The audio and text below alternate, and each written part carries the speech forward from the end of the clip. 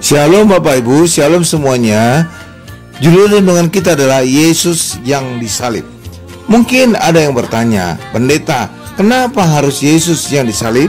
Mungkin Anda berkata, karena Yesus satu-satunya orang yang tidak berdosa, sehingga hanya Yesus yang bisa menebus kita di atas kayu salib. Benarkah demikian? Dalam Injil, Yesus beberapa kali mengampuni dosa orang. Ada yang lumpuh tangannya, Yesus berkata, dosamu diampuni, sembuhlah. Wanita yang tertangkap basah berzina, pulanglah, dosamu diampuni.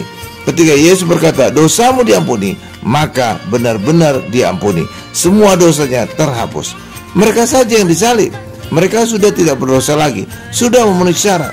Ternyata alasannya bukan karena tanpa dosa saja Yesus yang tersalib.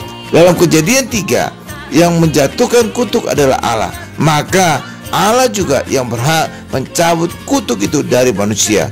Karena itulah hanya Yesus yang bisa membebaskan kita dari kutuk, sebab Yesus adalah Allah. Galatia 3 ayat 13.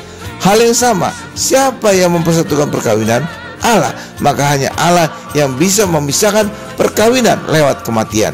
Matius 19 ayat 6.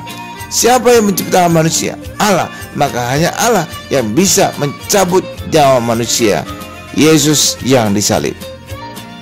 Itulah sebabnya Yesus yang tergantung di kayu salib, karena hanya Yesus yang punya otoritas mencabut kutuk yang dijatuhkan Bapa yang di surga. Yesus yang disalib. Yesus mati tersalib untuk menghapus dosa manusia. Bukan hanya menghapus dosa, Yesus juga menggenapi hukum Taurat yang membuat dosa diperhitungkan. Firman Allah berkata, sebab sebelum hukum Taurat ada, telah ada dosa di dunia, tetapi dosa itu tidak diperhitungkan kalau tidak ada hukum Taurat.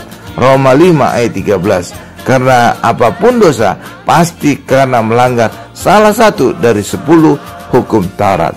Pada waktu Adam dan Hawa makan buah pengetahuan, hanya itu yang dianggap dosa, karena Allah telah melarangnya.